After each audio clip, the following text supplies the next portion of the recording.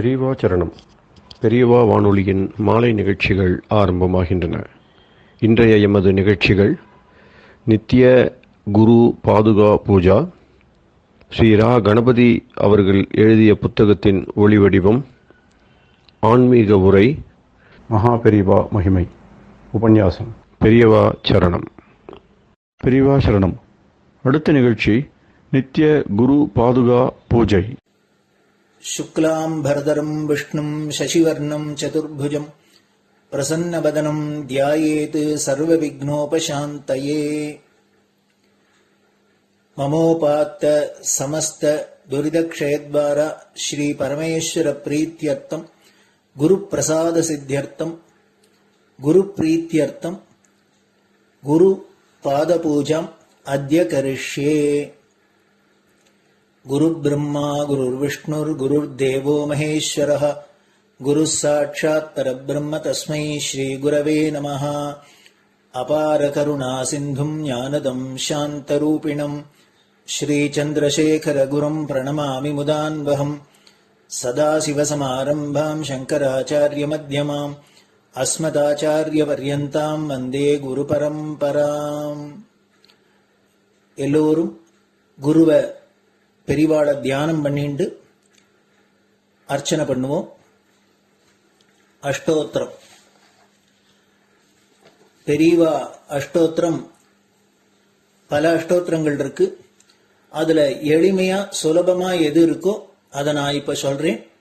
எல்லோரும் இதை கேட்டுண்டே திருப்பி சொல்ல முடிஞ்சுவா சொல்லி சொல்லி பெரிவாளுக்கு பாதத்துல ஒவ்வொரு புஷ்பத்தை அர்ச்சனை பண்ணலாம். ओम श्री कांची कामकोटि पीठाधीश्वराय नमः. श्रीमत् चंद्रशेखरेन्द्र सरस्वती गुरुभ्यो नमः. संन्यासाश्रम शिखराय नमः. काषाय दंडधारिणे नमः. सर्वपीठापहारिणे नमः. स्वामिनाथ गुरवे नमः. करुणासागराय नमः. जगदाकर्षण शक्तिमते नमः. सर्वचराचर हृदयस्थाय नमः. ओम भक्त परिपालक श्रेष्ठाय नमः. धर्म परिपालकाय नमः. श्री जयेन्द्र सरस्वत्याचार्याय नमः. श्री विजयेन्द्र सरस्वती पूजिताय नमः. शिवशक्ति स्वरूपाय नमः. भक्ताभीष्ट प्रदायकाय नमः. ब्रह्मण्य पोषकाय नमः. ब्रह्म विष्णु शिवैक्य स्वरूपाय नमः. कांची क्षेत्रवासाय नमः. कैलाश शिखरवासाय नमः. स्वधर्म परिपोषकाय नमः. चातुर्वर्ण संरक्षकाय नमः. लोकरक्षण संकल्पाय नमः. ओम ब्रह्मनिष्ठापराय नमः. सर्वपापहराय नमः. धर्मरक्षक संतुष्टाय नमः.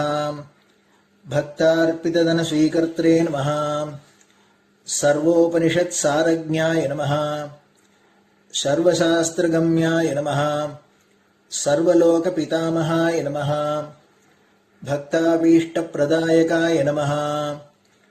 ब्रह्मण्य पोषकाय नमः. नानाविध पुष्पार्चितपताय नमः. रुद्राक्ष क्रीडधारिणे नमः. भस्मोद्दोलित विग्रहाय नमः. सर्वज्ञाय नमः. सर्वचराचर व्यापकाय नमः. अनेक शिष्य परिपालकाय नमः. मनश्चाञ्चल्य निवर्तकाय नमः. अभयहस्ताय नमः. भयापहाय नमः. यज्ञपुरुषाय नमः. यज्ञानुष्ठान रुचिप्रदाय नमः. यज्ञसम्पन्नाय नमः. यज्ञसहायकाय नमः. यज्ञफलदाय नमः. यज्ञप्रियाय नमः. उपमानरहिताय नमः. स्फटिक तुलसी रुद्राक्ष हारधारिणे नमः.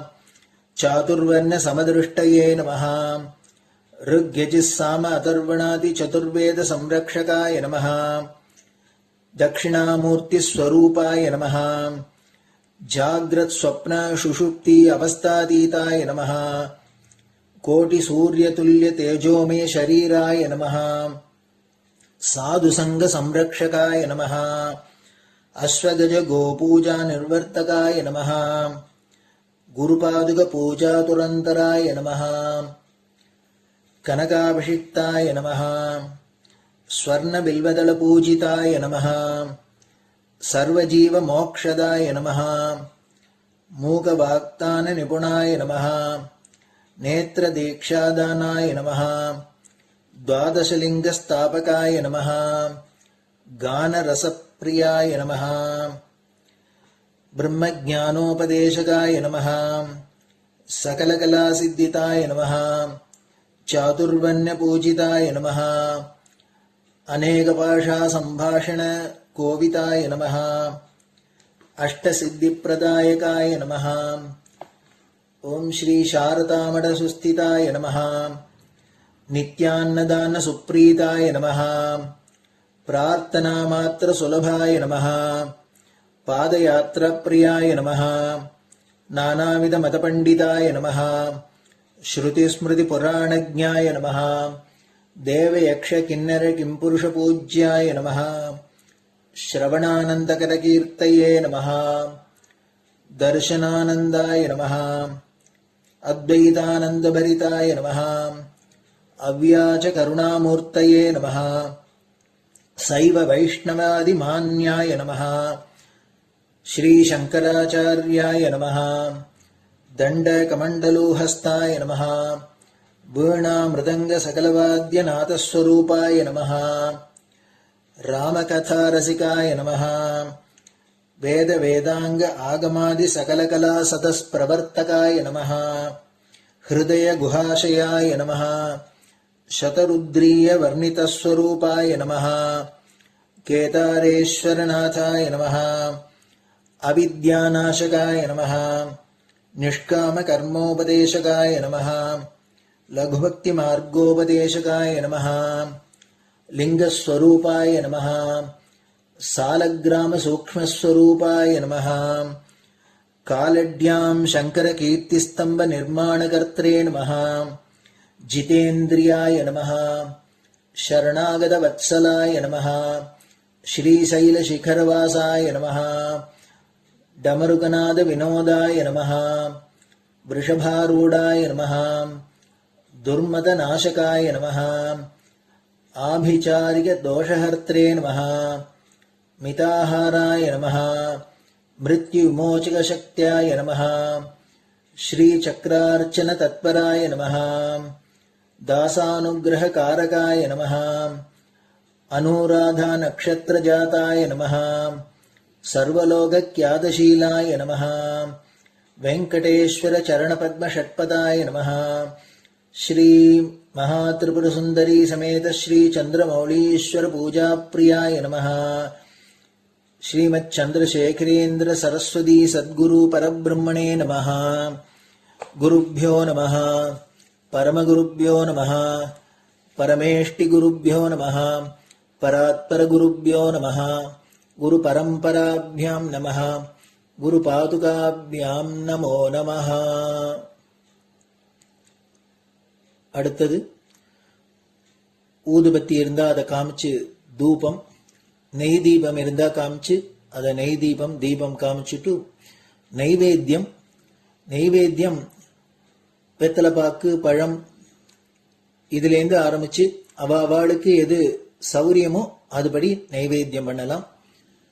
அதுக்கு அடுத்தது கற்பூர ஹாரத்தி பண்ணி எல்லோரும் பிரதட்சிண நமஸ்காரம் பண்ணி பெரியவாள்கிட்ட பிரார்த்தனை பண்ணிண்டு எல்லோரும் க்ஷேமமா இருக்கணும், லோகம் பரம மங்களமா சௌக்கியமா இருக்கணும், எல்லோரும் வியாதி வெக்க இல்லாத ஆயுராரோக்கிய ஐஸ்வர்யத்தோட சாந்தம் அமைதியோட ஞான வைராக்கியத்தோட எல்லோரும் நல்லவர்களாயிருந்து நன்மையை அடையணும்னு பிரார்த்தனை பண்ணி இந்த பூஜையை தினம் செய்யலாம். குரு பிரம்மா குருர் விஷ்ணுர் குருர் தேவோ மகேஸ்வரः குரு சாட்சாத் பரபிரம்ம தஸ்மை ஸ்ரீ குரவே நமஹ. அபார கருணா சிந்தும் ஞானதம் சாந்தரூபிணம் ஸ்ரீ சந்திரசேகர குரும் பிரணமாமி முதான்வகம். சதாசிவசமாரம்பாம் சங்கராச்சாரிய மத்யமாம் அஸ்மதாச்சாரிய பர்யந்தாம் வந்தே குரு பரம்பராம். குரு பாத பூஜை நிறைவடைஞ்சது. பெரியவா சரணம். பெரியவா சரணம். பெரியவா வானொலியில் நேயர்கள் அடுத்து கேட்க இருப்பது ஸ்ரீ ரா கணபதி அவர்கள் எழுதிய புத்தகத்தின் ஒளி வடிவம். அளிப்பவர் ஸ்ரீமதி உமா சங்கர் அவர்கள். தேனினும் இனிய சொல்லான் தீச்சுடர் மேனி கொண்டான் ஊனுயிர்க்குயிரதான ஒன்றினைக் கலந்து நின்றான் ஏனினிக் கவலை நெஞ்சே இன்றுனக் அருள் செய்தான் இஞ்ஞானவான் காமகோட்டி நாதனை நம்புவோமே. ஜெய ஜெய சங்கர, ஹர ஹர சங்கர. மகாபெரிவாளின் உபன்யாசங்களை ரா கணபதி அண்ணா தெய்வத்தின் குரல் என்ற பெயரில் 7 பாகங்களாக தொகுத்து அளித்ததின் 6ஆம் பாகத்தின் அடுத்த பகுதி. சௌந்தர்ய லகரி ஸ்தோத்திரமூர்த்தியை குறிப்பால் உணர்த்தல். ஆனால் இந்த ஹஸ்த சமாச்சாரமே அம்பாள் தவிர மற்ற சுவாமிகளுக்கானதுதான் என்று ஆச்சாரியாள் இந்த ஸ்லோகத்தில் சொல்கிறார். நீ இப்படி வராபய முத்திரைகளை ஹஸ்தத்தால் காட்டுவதே இல்லை. துவமேகா நைவாசி பிரகட்டித்த வராபீத்ய அபிநயா. லலிதா திரிபுர சுந்தரியாக அம்பாள் இருக்கும் ரூபத்தை மனசில் நினைத்து கொண்டே அவர் இப்படி சொல்வது. அவள்தானே இந்த ஸ்தோத்திரத்திற்கு விஷயமானவள். சிவன் அசைவதும் அவளாலேதான் என்றதால் எல்லா சுவாமிகளுக்கும் இருக்கிற எல்லா சக்தியும் அவளிடமிருந்து வந்ததுதான் என்றாகிறது. அப்படி இருக்கும்போது அவர்களெல்லாம் வராபயம் கொடுக்கிறார்கள் என்றால் அவர்களுக்கு அந்த சக்தி வந்திருப்பதும் அவளிடமிருந்துதான். அப்போது அவள்தான் உச்சமான வராபய தாயகியாக இருக்க வேண்டும் என்றுதானே ஆகிறது. மற்ற சுவாமிகள் கையால் செய்யும் அந்த காரியத்தை அவள் அலட்சியமாக லேசாக காலாலேயே பண்ணிவிடுகிறாள். ஹஸ்தமுத்திரை காட்டிக்கொண்டு பண்ணவில்லை. ஆனால் இந்த அம்பாளே புவனேஸ்வரியாக இருக்கும்போது அவளுக்கு வராபய ஹஸ்தங்கள் உண்டு. திரிபுர சுந்தரியே கூட குழந்தை அம்பாளாக பாலா என்று தனக்குத்தானே புத்திரியாக ஆன போது அவளுக்கு வரஹஸ்தம் அபயஹஸ்தம் உண்டு. த்வத் அன்யகா பாணிபியாம் அபயவரதோ தெய்வதகணகா. உனக்கு அந்நியமான த்வத் அன்யகா உனக்கு அந்நியமான மற்ற தெய்வதகணங்கள் தெய்வ கூட்டம் தெய்வதகணகா வராபயஹஸ்தங்களோடு இருக்கின்றன. பாணிபியாம் அபயவரதோ என்று ஆச்சாரியால் சொல்லும்போது பாக்கி எல்லா சுவாமிகளுக்குமே அந்த 2 ஹஸ்தங்கள் உண்டு என்று அர்த்தம் பண்ணிக்கொள்ள கூடாது. மற்ற சுவாமிகளிலும் அந்த 2 ஹஸ்தம் இல்லாமல் எத்தனையோ இருக்கின்றன. எந்த முகனை திரும்பினாலும் நாம் பார்க்கிற விக்னேஸ்வர மூர்த்திக்கு வராபயம் இருக்கிறதா? இல்லை. நடராஜாவுக்கு அபயம் இருக்கிறதே தவிர வரம் இல்லை. பெரும்பாலான ஆலயங்களில் நாம் பார்க்கும் விஷ்ணு துர்க்கைக்கும் அபயம்தான் இருக்கிறது. மீனாட்சிக்கு 2ம் இல்லை. மகாவிஷ்ணுவை பார்த்தாலும் சங்க சக்கர கதா பத்மங்களோடு இருக்கிறாரே தவிர வரம் அபயம் 2ம் இல்லை. வரதராஜா என்றே பெயர் வைத்துக் கொண்டு காஞ்சிபுரத்தில் இருக்கிறவருக்கு அபயஹஸ்தம் தான் இருக்கிறது, வரஹஸ்தம் இல்லை. அந்த கையால் கதையை பிடித்துக் கொண்டிருப்பார். மகாலட்சுமி தான் எங்கே பார்த்தாலும் வராபயஹஸ்தையாக இருக்கிறாள். சரஸ்வதிக்கு 2மே இல்லை. சாதாரணமாக துர்கை சுப்பிரமணிய மூர்த்தங்களில் சிலது கூட வலது பக்கம் அபயஹஸ்தமும் அதற்கு நேரான இடது ஹஸ்தம் தொடையில் ஊருஹஸ்தம் என்றும் இருக்கின்றனவென்றால் வெங்கடரமண சுவாமியோ வலது ஹஸ்தத்தில் வரமுத்திரையும் அதற்கு நேர் இடது ஹஸ்தம் ஊருவிலுமாக இருக்கிறார். லலிதா திரிபுர சுந்தரிக்கு வராபயம் கிடையாது. அதற்கு பதில் இச்சுதனுசும் கரும்பு வில்லும் புஷ்ப பாணமும் இருக்கும். ஆனாலும் பின் ஸ்லோகம் ஒன்றில் ஸ்லோகம் 70 ஆச்சாரியாள் இந்த அம்பாளின் ஒரு கை மட்டுமில்லாமல் 4மே அபயப்பிரதானமானது என்ற அபிப்பிராயத்தை தெரிவித்திருக்கிறார். ஆதியில் பிரம்மாவுக்கும் பரமசிவன் மாதிரி 5 சிரஸ் இருந்தது. அப்புறம் அவர் ஒரு பிசகு பண்ணிவிட்டதால் சிவன் அவருடைய சிரசுகளில் ஒன்றை கிள்ளி போட்டு விட்டார். பாக்கி 4 சிரசுகளுக்கு ஆபத்து வராமல் ஒரே காலத்தில் ஒவ்வொரு சிரசுக்கு அம்பாளின் ஒவ்வொரு ஹஸ்தம் அபயம் தரும் என்ற நம்பிக்கையோடு பிரம்மா அம்பாளுடைய சதுர்புஜங்களை ஸ்தோத்திரம் பண்ணுகிறார் என்று அங்கே ஆச்சாரியாள் சொல்லி இருக்கிறார். பதிக்கு மாறாக தான் பண்ணும்போது அதை காலாலேயும் பண்ணினால் அபச்சாரமாகிவிடும் என்று அப்போது மட்டும் கையால் அபயதானம் செய்வாள் போலிருக்கிறது. ஆக கூடி அம்பாளுக்கு திரிபுர சுந்தரியை தவிர மற்ற ரூபங்களில் சிலதில் அபயவரத ஹஸ்தமும் உண்டு. அம்பாளை தவிர மற்ற சுவாமிகளில் பல பேருக்கு அந்த 2 ஹஸ்தங்கள் இல்லாமலும் இருக்கிறது. இருந்தாலும் கவிக்கு இருக்கிற சுவாதந்திரியத்தால் எடுத்துக்கொண்ட விஷயத்திற்கு தனி மகிமை காட்ட வேண்டும் என்ற அபிப்பிராயத்தில் உன்னை தவிர மற்ற தெய்வத கணங்கள் பராபய முத்திரை காட்டுகிறார்கள். நீதான் ஒருபோதும் அப்படி காட்டி பிரகடனம் பண்ணாதவள் என்று கொஞ்சம் எக்ஸாஜரேஷனாகவே மிகையாகவே சொல்லி இருக்கிறார். முத்திரை காட்டுவதை அபிநயம் என்று சொல்லி இருக்கிறார். வராபீத் அபிநயா. நாட்டிய சாஸ்திரத்தில் அபிநயங்களை சொல்லும் போது மந்திர சாஸ்திரத்தில் வரும் முத்திரைகளையே தான் எடுத்துக்கொண்டிருக்கிறார்கள். உள்ளே இருக்கும் பாவத்தை வெளியிலே முகக்குறிப்பாலோ கையை காலை ஆட்டியோ தெரிவிப்பது அபிநயம். அதில் கையால் முக்கியமாக கைவிரல்களால் பிடிக்கிற அபிநயம் முத்ரை. முன்னாடி வந்துள்ள 3 ஸ்லோகங்களில் அம்பாளுடைய அநேக ரூபபேதங்களில் இந்த ஸ்தோத்திரம் யாரை குறித்தது என்று வெளிப்பட சொல்லவில்லை. டைட்டிலை பார்த்தாலும் கண்டுபிடிக்க முடியாதபடி சௌந்தர்ய லகரி, ஆனந்த லகரி என்றே இருக்கிறது. இங்கே 4வது ஸ்லோகத்தில் தான் கொஞ்சம் க்ளூ கொடுக்கிற மாதிரி பராபயம் இல்லாத மூர்த்தி என்ற அளவுக்கு சொல்லி இருக்கிறார். ஆனாலும் என்ன இல்லை என்று சொல்லி இருக்கிறாரே தவிர என்ன இருக்கிறது என்று, அவளுக்கு எத்தனை ஹஸ்தங்கள், அவற்றில் என்னென்ன இருக்கிறது என்று சொல்லவில்லை. அதனால் பல தினசாக ஊகம் பண்ண இடம் கொடுக்கிறது. அடுத்த 2 ஸ்லோகங்களிலும் ரகசியத்தை உடைத்து விடாமல் ஆனாலும் மேலே மேலே க்ளூ கொடுக்கிறார்.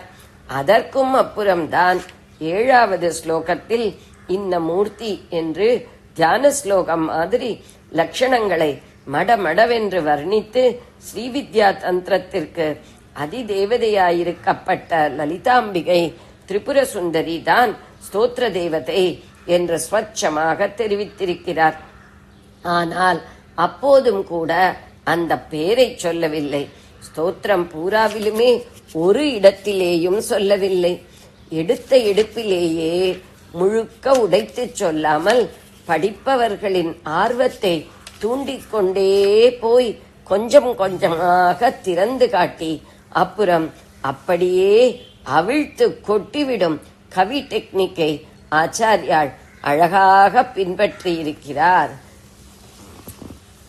த்வத அன்யஹா பாணிப்யா அபயவரதோ தைவதகணஹா த்வம் ஏகா நைவாசி பிரகடித வராபீத்யபின அபிநயா பயாத் த்ராத்தும் தாத்தும் ஃபலமபி ச வாம்சா சமதிகம் சரண்யே லோகானாம் தவஹி சரணாவேவ நிபுணவ். முதல் ஸ்லோகத்திலிருந்து இன்னொரு தடவை பார்க்கலாம்னா,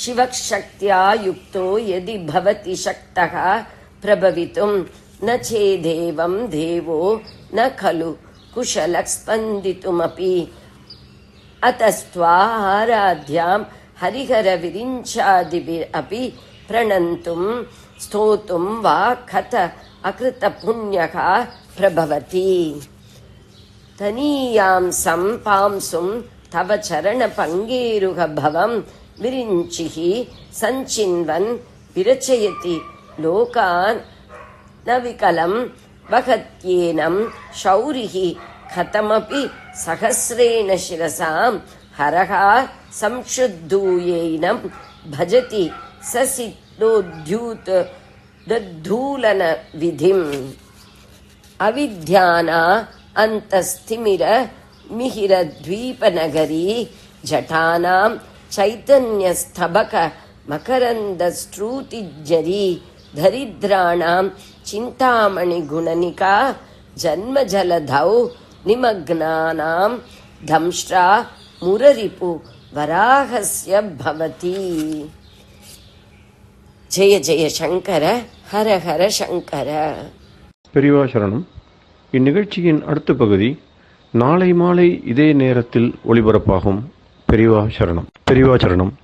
பெரியவா வானொலியில் நேயர்கள் அடுத்து கேட்க இருப்பது திரு கவிக்கண்ணன் அவர்களின் ஆன்மீக உரை. பெரியவா சரணம். ராம் ராம். ஸ்ரீ குருப்யோ நமः.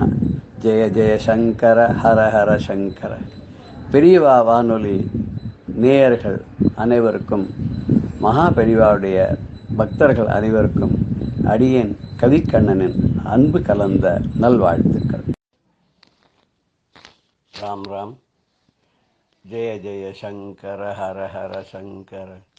ஸ்ரீ குருப்யோ நமः. குருவருளும் திருவருளும் தொடர்ந்து இன்னைக்கு 13வது பகுதி. இன்னைக்கு நாம ஒரு புது மாதிரியா பார்க்க போறோம். பகவானே ஆனாலும் அவன் பூலோகத்தில் அவதாரம் பண்ணும்போது, மனிதனாக பிறவி எடுக்கும்போது சில விதிமுறைகளுக்கு கட்டுப்பட்டு தான் ஆக வேண்டும் என்பதை காட்டும் அவதாரங்கள் ராம அவதாரம், கிருஷ்ண அவதாரம். எப்பேற்பட்ட ஒரு சுவாமி!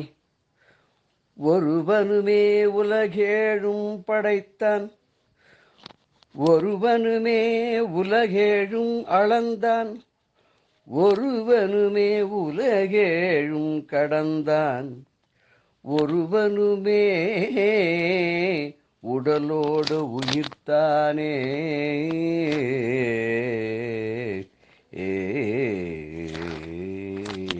ஒரே ஒருத்தன் தான் இந்த பரம்பொருள். அவன் இந்த உலகத்தை படைச்சான், இந்த உலகத்தை காப்பாத்துறான், கடைசியில் இந்த உலகத்தை அழிக்கவும் செய்கிறான். அப்பேற்பட்ட அந்த இறைவன், அந்த இறைவனை புரிந்து கொண்டால், புரியுறது ரொம்ப கஷ்டம். புரிஞ்சு கொண்டிருத்தோன்னு சொன்னாக்க அதான் தத்துவமசின்னு சொல்கிறா, அகம் பிரம்மாஸ்மிங்கிறா, பிரம்மைவாகமஸ்மிங்கிறா. இதெல்லாம் அப்புறம் தான் ஒரு குரு மூலமாக தான் புரியும். பகவானாவே இருந்தாலும் பூமியில் பிறந்தாலும் தனக்கும் ஒரு குரு தேவை அப்படிங்கிறத இந்த பூலோகத்தை நம்ம மக்கள் எல்லாருக்கும் தெரியப்படுத்தினது 2 அவதாரங்கள் என்ன அப்படின்னு சொன்னாக்க, ஒன்று ராமா அவதாரம், ஒன்று கிருஷ்ணா அவதாரம். 2மே பகவான் ஸ்ரீமன் நாராயணனுடைய அவதாரங்கள். ஸ்ரீமன் நாராயணன் தான் எல்லாத்துக்கும் காரணம்னு நமக்கு எல்லாம் தெரியும். அவரே தான் படைக்கும் கடவுளான பிரம்மாவாகவும் இருக்கிறார், காக்கும் கடவுளான விஷ்ணுவாகவும் இருக்கிறார், அழிக்கும் கடவுளான ஈசனாகவும் இருக்கிறார். 3ம் தானாகவே ஆனவர். அப்படிப்பட்டவர் ராமாவதாரம் எடுக்கிறார். எத்தனையோ 1000 வருடங்கள் தவமிருந்து பெற்ற பிள்ளையாக தசரதனுடைய மகனாக பிறந்த ராமன், அவர் ரொம்ப நிறைய பெரிய லீலைகள்லாம் பண்ணதாக ஒன்றும் சரித்திரத்தில் ஜாஸ்தி கிடையாது. ஏதோ குழந்தை பிறந்தது, ஒரு 5 வயசு வரைக்கும் ஏதோ ஆற்றுல ஏதோ விளையாடின்னு இருந்தது. உடனே என்ன பண்ணான்னா, தசரதர் வசிஷ்டர்கிட்ட கொடுத்துருவார். வசிஷ்டர் தான் குலகுரு. வசிஷ்டர்கிட்ட போயிட்டு 12 வயசு வரைக்கும் பாடம் படிச்சுட்டு வர்றார். ராமருக்கு தெரியாத பாடமா படிக்கிறார். அது ரொம்ப விசேஷமான பாடங்கள் என்ன, அஸ்திர சஸ்திரங்கள், வில் வித்தை எல்லாம் கற்றுண்டாருனாலும் முக்கியமானது வந்து யோக வாசிஷ்டம் சொல்வார். பெரிய கிரந்தம் அது. வால்மீகி ராமாயணமாக ரொம்ப பெருசு. அது எத்தனை ஸ்லோகம் இருக்குன்னு சொன்னால் 1000கணக்கில் இருக்குது.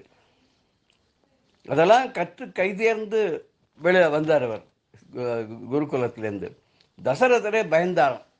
என்ன பயந்தாருன்னா, ஐயையோ இவர் யோக வாசிஷ்டம்லாம் படிச்சுட்டு வந்தான்னாக்கா இங்கே சாமியாரா போயிட போகிறானே, நமக்கு அப்புறம் வாரிசு வேணும்னா நம்ம தவம் இருந்து பெற்றோம், இந்த ராமன் எங்கேயா சாமியாரா போயிட போகிறாருன்னு பயந்தாராம். அந்த அளவுக்கு அவர் வந்து அவ்வளவு கற்றுண்டு வந்தாராம். அதெல்லாம் தான் வந்து பிற்காலத்தில் அர்ஜுனனுக்கு அவர் வந்து கீதோபதேசம் பண்ணும்போதும் சரி, உத்தவருக்கு ஹம்சகீதை சொல்லும்போது சரி, இதனுடைய சாராம்சத்தெல்லாம் அதில் சொல்லிருக்கார். அப்பேற்பட்ட ராமன் மகாவிஷ்ணுனுடைய அவதாரமாக இருந்தாலும் தனக்கு ஒரு குரு வேணும் என்பதற்காக வசிஷ்டரிடம் போய் பாடம் கற்றார். அது மாத்திரமா 14 வயசோ 13 வயசு தான் ஆறுது. அவர் பாட்டு தான் அந்த புறத்தில் உட்காந்துட்டு இருக்கார், அம்மாவோட பேசிட்டு இருக்கார். திடீர்னு ஒரு நாளைக்கு தசரதரை பார்க்கறதுக்கு ஒரு மகர்ஷி வந்தார், கோபக்கார மகர்ஷி. இந்த கோபத்துக்கே பேர் பண்ணுவா 2 பேர். ஒருத்தர் விஸ்வாமித்தர், மகா கோபக்காரர். இன்னொருத்தர் துர்வாசர். இருக்கா ஜென்மத்துக்குன்னே அவெல்லாம் இருந்திருக்கா. அவெல்லாம் ஏதோ ஒரு 2 இன்ஸ்டன்ஸ் தான் இருக்கும். இது பர்மனண்ட்டாக கோபம் மூக்கு நுனிலேயே இருக்கும் அப்படின்னு சொன்னாக்க அது ஒன்று துர்வாசர், அவர் சாபம். அதே மாதிரி தான் விஸ்வாமித்தர்.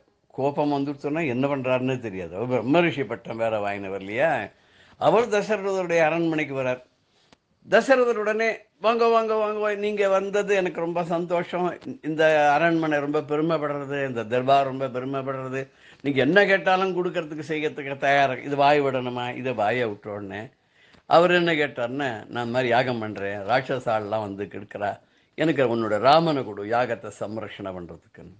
ஐயோ என் பையனுக்கு 16 வயசு கூட ஆகலையே, அவனை அழிச்சுன்னு போகிறேங்கிறிய, அவன் ராட்சசாலெலாம் அப்படி அவனால் சமாளிக்க முடியும். நான் இந்திராதி தேவர்களுக்கெல்லாம் நிறைய உபகாரம் பண்ணிருக்கேன், தசரதன்னு பேர், எனக்கு 10 திசையிலையும் நான் தேர செலுத்தக்கூடிய, நான் உண்மை ராகத்தெல்லாம் காப்பாற்றுறேன். உடனே ஒரு விஸ்வாமித்தர் சொல்கிறது, பார்ப்ப எனக்கு நீ சூரிய வம்சத்தை ராஜாக்கள் யாருமே சொன்ன வார்த்தையை காப்பாற்றாத இருந்ததில்லை, நீ தான் முதல்ல சொன்ன வார்த்தையை காப்பாற்றாத தரேன்னு சொன்னேன். இப்போ அதுக்கு இல்லாத சால்ஜாப்பெல்லாம் சொல்கிறேன். எனக்கு வேண்டாம், உன் பிள்ளைய நீ தர வேண்டாம், நான் போயிட்டு வரேன், இருக்கட்டும், தசரதர் வாக்கு தவறுனான்றதாவே இருக்கட்டும். கோச்சுன்றது கிளம்பிட்டார், போயிட்டு வரேன்னு கிளம்பிட்டார்.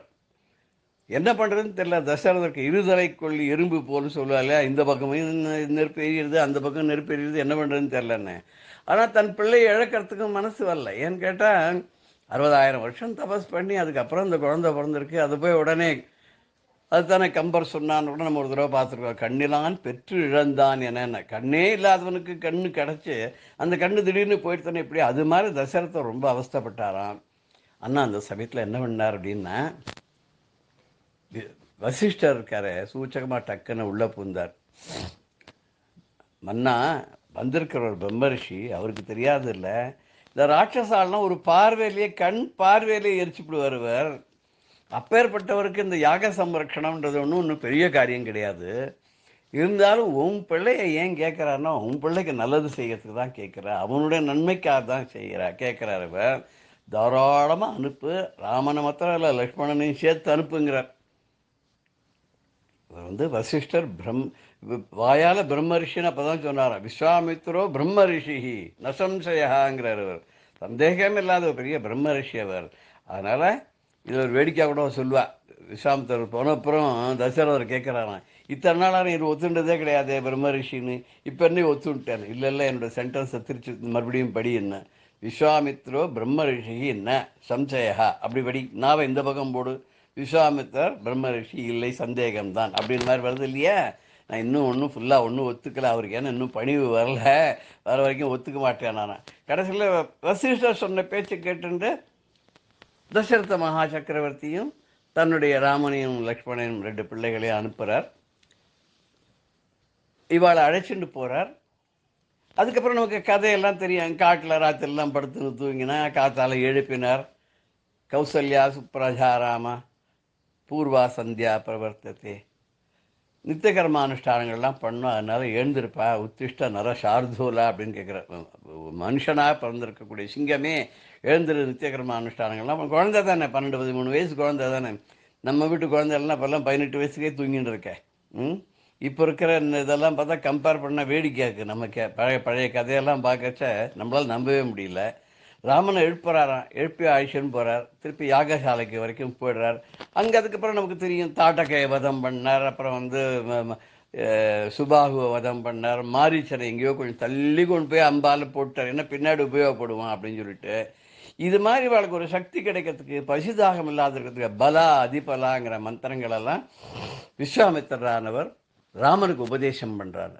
ராமனுக்கு மகாவிஷ்ணுக்கே உபதேசமா இந்த மாதிரிலாம் சொல்லுவோம் இல்லையா, திருநெல்வேலிக்கு அல்வாவா அப்படிம்போம் இல்லையா, அது மாதிரி அவன் பரந்தாமன், அவனுக்கு தெரியாதே கிடையாது. அவன் அடுத்த அவதாரத்தில் கீதையே உபதேசம் பண்ண போகிறான். அப்பேற்பட்டவனுக்கே உபதேசமா அப்படின்னு கேட்டால், மனுஷனா பிறந்துட்டாக்க அதில் எப்படி கிரமேண எப்படி வரணுமோ அது மாதிரி பிறந்து மனுஷாளுக்குள்ள விஷயங்கள்லாம் கற்றுண்டு குருக்குல வாசம் பண்ணி குருக்கிட்டேருந்து எல்லாத்தையும் முறைப்படி கற்றுண்டு குருவனுடைய ஆசீர்வாதத்தோட வெளியில் வந்து அப்பா அம்மா கிட்ட மரியாதையை காமிச்சு அப்பா அம்மாவுக்கு வேண்டிய புத்திரனாக இருந்து அவளுக்கு பெருமை சேர்க்கக்கூடிய பிள்ளையாக இருந்து வந்தால் தான் கௌரவம். அப்படி இருந்து விஸ்வாமித்தருடைய யாகத்தை அவர் காப்பாற்றி கொடுத்து அப்போ தான் விஸ்வாமித்தருக்கு வந்து சீத்தைக்கு சுயம்பரம் வச்சிருக்கான்ற செய்தி ஜனகர்ட்டேருந்து வர இவர் ராமனையும் லக்ஷ்மணையும் அழைச்சிட்டு போகிறாங்கிறது நமக்கு தெரியும். பாதி வழியில் ஒரு கல்லினுடைய மேலே ராமனுடைய பாதத்திலேருந்து அந்த புழுதியான தூசியான பட அதிலேருந்து அகல்யை வெளியில் வர. அப்போ அந்த அகல்யுடைய கதையை விஸ்வாமித்திரர் சொல்கிறார். கௌதம மகரிஷியோட மனைவி இவ வந்து வஞ்சிக்கப்பட்டவள் இந்திரனால். அது அறியாத கௌதமர் வந்து சாபம் போட்டு கல்லாக்கிட்டார். சாப விமோச்சனம் கேட்டபோது ராமாவதாரத்தில் ராமன் வரும்போது அவனுடைய பாத தூளி பட்டு நீ வந்து மறுபடியும் புனர் நிலைமைக்கு வருவேன்னு சொல்லி ஆசீர்வாதம் பண்ணியிருக்கார். அதனால் உன்னுடைய பாத தூளி பட்ட உடனே அவள் வந்து திருப்பி மனுஷ ரூபம் எடுத்து வந்துவிட்டா அப்படின்னு சொல்லி அவளுடைய சிச்சுவேஷன்களை கேட்டு அவர் அம்மான்னு கூப்பிடுறாராம். நீ எனக்கு அம்மா, இனிமேல் உன்னை நான் அம்மான்னு தான் கூப்பிடுவேன்னு சொல்லிட்டு கௌதமரையும் இவளை ஏற்றுக்கோன்னு சொல்லி 2 பேரையும் சேர்த்து வச்சு இப்போ கௌதமரையும் அகலையும் அவர் சேர்த்து வச்சார். அதனால இப்போ என்னாச்சு, விஸ்வாமித்திரர் சீத்தையும் ராமனையும் சேர்த்து வச்சார். ஜனகருடைய அரண்மனைக்கு போய் எல்லாராலையும் வளைக்க முடியாத அந்த சிவதனுஷை, யார் சிவதனுஷை வளைக்கிறாளோ அவளுக்கு தான் சீத்தையானார் ஜனகர். ஒத்தராலையும் முடியல, ராவணேஸ்வரனால் கூட முடியல, விட்டுட்டு ஓடி போயிட்டாங்க. அந்த சமயத்தில் ராமன் விஸ்வாமித்திரர் வத்ச ராம தனுப்பஷ்யங்கிறார். ஏ வத்ச குழந்தாய் ராமா தனுப்பஷ்ய, அந்த வில்ல போய் பாரு அப்படிங்கிறார். உடனெல்லாம் சொல்லவே இல்லை. உடனே குருவனுடைய ஆக்ஞையை கேட்டு போய் அந்த வில்லை எடுக்கிறார். அனாயாசமாக தூக்குறார். நான் ஏற்றார். டமால்னு உடைக்கிறார். சீத்தையை கல்யாணம் பண்ணிக்கிறார். பிரமாதம். என்னன்னா இது இத்தனையும் எதனால் வந்ததுன்னா குருவனுடைய கட்டாட்சத்தினால, குருவனுடைய அருளால் வந்ததுன்னு உலகத்துக்கு காமிக்கிறதுக்காக. வழியில் எதிர்த்த பரசுராமரை கூட அவருடைய வில்லையும் வாங்கி நான் ஏற்றி ஒரு அம்பையும் போட்டு இந்த அம்புக்கு என்ன பதில் சொல்கிற, அஸ்திரத்துக்கு என்ன பதில் சொல்கிறேன்னு கேட்கும்போது அவர் சொல்கிற என்னுடைய எல்லா தப்பசையும் உனக்கு கூட. இது ஒன்று டிரான்ஸ்ஃபர், அது அம்சாவதாரம், இது பூர்ணாவதாரம். பரசுராமர் தன்னுடைய எல்லா சக்தியையும் இவருக்கு டிரான்ஸ்ஃபர் பண்ணி கொடுத்துட்றார். நான் எங்கே போகிறதுன்னு கேட்குறேன். இது எல்லாத்தையும் கொடுத்தப்பறம் இந்த லோகத்தில் இருக்கப்படாதே என்னொன்னே எங்கே போகிறதுன்னு ராமர் 2 அஸ்திரம் போடுறாராம். இந்த பெரியவா அவர்கிட்ட சொல்கிறார். ஒரு அஸ்திரம் கேரளா பிரதேசத்தில் சமுத்திரத்தில் விழுந்து அது தரையாக எடுத்து அங்கே போகிறதுனாலும் போகலாம். இல்லைன்னா அந்த அஸ்திரம் இன்னொன்று வந்து அங்கே போய் லயமாச்சா ரொம்ப தள்ளி ஒரு 15,000 மைல் தள்ளி, அதுதான் ஆஸ்திரேலியாவும். ராமனுடைய அஸ்திரம் லயமான இடம் ஆஸ்திரேலியா. அங்கே போறியான்னு இல்லை நான் கர்மபூமியான பாரதத்தை விட்டு போக மாட்டேன்னு சொல்லிட்டு அவர் வந்து பரசுராமர் வந்து பரசுராம க்ஷேத்திரம்னு நல்லா தான் கேரளாவுக்கு பேர் அப்படின்னு சொன்னால் இப்படி ராமன். அதுக்கப்புறம் நிறைய கதைகள்லாம் நமக்கு தெரியும். ராவண சம்ஹாரம் பண்ணது, இந்த கும்பகர்ணனெல்லாம் அழித்தது, மேகநாதனெல்லாம் அழித்தது, அப்புறம் வந்து சுக்ரீவ சக்கியங்கள்லாம் முன்னாடியே நமக்கு தெரியும். ராமாயணம் தெரியாதவ யாருமே இருக்க முடியாது. பலவிதமான ராமாயணங்கள்லாம் இருக்கிறதுனால ராமாயணத்தை பற்றி எல்லாருக்கும் தெரியும். அப்பேற்பட்ட ராமன் பரமாத்மாவாக இருந்தால் கூட இந்த பூலோகத்தில் அவதாரம் பண்ணி அவ்வளோ சிரேஷ்டனாக ராமனை மாதிரி வாழ்ந்த மாதிரி வாழணும், கிருஷ்ணன் சொன்ன மாதிரி கேட்கணும் அப்படின்னு சொல்லுவாள். ராமன் மேலே ஒரு சின்ன கீர்த்தனையோட இந்திய நிகழ்வை நம்ம முடிச்சுக்கலாம். ராமனை பணி மனமே பரந்தாமனே நினை தினமே, ராமனை பணி மனமே தாமரை கண்ணன் தசரதன் மைந்தன் நாமம் சொல்லியே நற்கதியை திட ராமனை பணி மனமே. பல்லாயிரம் தவ பயனால் பிறந்தவன் வில்லினை முறித்து வைதேகியை மணந்தவன் சொல்லினை காத்திட தருவனம் சென்றவன் அல்லல் தரும் பல அறக்கரை மாய்த்தவன் ராமனை பணி மனமே. இந்த பாடலில் சின்ன பாடலில் ராமாயணம் முழுக்க சொல்லியிருக்கேன். இந்த பாடலுக்கு ஒரு பெரிய பெருமை என்னன்னா, இது வந்து 1965 70 எழுதப்பட்ட பாட்டு. இந்த பாட்டுக்கு கரகர பெரியால் டியூன் பண்ணி கொடுத்தவர் பாபநாசம் சிவன். நவீன தியாகையான்னு சொல்லக்கூடிய பாபநாசன் சிவன் சார் தான். அவருடைய சிஷ்யர் ஒருத்தர் எனக்கு ரொம்ப ஃப்ரெண்டு. அவர் மூலமாக இந்த பாட்டை வந்து நாம சங்கீர்த்தனத்தில் கூட மார்கழி மாதத்தில் மாடவீதியில் பஜனையில் அவர் பாடியிருக்கிறதா சொல்லுவாள். அப்பேற்பட்ட பெருமைக்குரிய இந்த பாட்டோட இந்த நிகழ்வை நம்ம முடிவு செய்கிறோம். அடுத்த வாரம் மீண்டும் சந்திப்போம். கிருஷ்ணனை பற்றி பார்க்கலாம். ஜெய ஜெயசங்கர ஹர ஹர சங்கர. ஸ்ரீ குருபியோ நம. பெரியவா சரணம். இந்நிகழ்ச்சியின் அடுத்த பகுதி நாளை மாலை இதே நேரத்தில் ஒளிபரப்பாகும். பெரியவா சரணம். பெரியவா சரணம். அடுத்த நிகழ்ச்சி மகா பெரியவா மகிமை உபன்யாசம். வழங்குபவர் பிரம்மஸ்ரீ கணேச சர்மா அவர்கள். காஞ்சி மகா பெரிவாளோட சரித்திரத்தில் பெரிவாளோட காஷி யாத்திரை 21 வருஷம் பண்ணின ஒரு அதிசய யாத்திரை. நமது பாரத புண்ணிய பூமியில் எவ்வளவோ க்ஷேத்திரங்கள், எவ்வளவோ தீர்த்தங்கள், அதோட பெருமையெல்லாம் உலகத்துக்கு எடுத்து காமிக்கிறதுக்காகவே பெரியவா இப்படி ஒரு யாத்திரை பண்ணினா. இந்த காஷி யாத்திரை பெரியவா அதிசயமா 21 வருஷம் பண்ணினது இருக்கட்டும். இந்த காஷி யாத்திரைக்கு முன்னோடியா இந்த பெரியவாளோட இந்த காஷி யாத்திரை இவ்வளவு பிரபலமா விமர்சையா நடக்கிறதுக்கு எத்தனையோ பேர் ஒத்துழைச்சிருக்கா. எவ்வளவோ பேர் எவ்வளவோ அருந்தொண்டாற்றி இருக்கா. அதெல்லாமும் நம்ம அவசியம் தெரிஞ்சுக்கணும். அதுல ரொம்ப முக்கியமா நம்ம தெரிஞ்சுக்க வேண்டியது ஒரு அன்பரை பத்தி. அவர் பேர் தென்காசி அனந்தகிருஷ்ண சர்மான்னு அவரோட பேர். பெரியவா காஷி யாத்திரைக்கு 1919 வருஷம் கிளம்பினா. அதுக்கு 7-8 வருஷம் முன்னாலேயே இந்த அனந்தகிருஷ்ண சர்மாவை காஷி வரைக்கும் போய் ரூட்டெல்லாம் பார்த்துண்டு அந்த இடத்தோட நிலவரத்தெல்லாம் தெரிஞ்சுன்னு வர சொல்லி பெரியவா உத்தரவு பண்ணினா. இதை பேஸ் பண்ணி தான் பின்னால பெரியவா காஷி யாத்திரை பண்ண போறா. அதுக்கு யாரை செலக்ட் பண்ணி இதை அனுப்பலாம் அப்படின்னா, அதாவது ஒரு பைலட் ட்ரிப்னு வச்சுக்கோங்களேன், அதை அனுப்புறதுக்கு யாரை அனுப்பலாம் அப்படின்னா, பெரியவாளுக்கு காஷி யாத்திரை பண்றதுக்கு சகாயம் பண்றதுக்கு பைலட் ட்ரிப்பா போறதுக்கு யார் வேணா ரொம்ப ஆசையா வந்திருப்பா. இப்படி பல பேர் வந்தா. ஆனால் இது சாதாரண ஒரு ட்ரிப் மாதிரி போயிட்டு பார்த்துட்டு வந்து டூர் ரிப்போர்ட் கொடுக்குறாப்புல இல்லை. பெரியவா அதுக்கு சில கண்டிஷன்ஸ் எல்லாம் போட்டா. 10 கண்டிஷன். அந்த 10 கண்டிஷனும் என்னன்னு முதல்ல பார்க்கலாம். அதிசயமா இருக்கும். இது மாதிரி கண்டிஷன்லாம் பெரியவாளால தான் போட முடியும். இது மாதிரி கண்டிஷனுக்கெல்லாம் யாரால ஈடு கொடுத்து சாதிக்க முடியும் அப்படின்னா பெரியவா அனுகிரகத்தை உடைய பெரியவா பக்தாளால தான் முடியும். அப்படிங்கிறாப்புல தான் இதெல்லாம் நமக்கு இந்த சரித்திரம்லாம் சொல்றது. அதுல 10 கண்டிஷன் சொன்னேன் இல்லையா, அதுல ஒன்னொன்னா பார்க்கலாம்.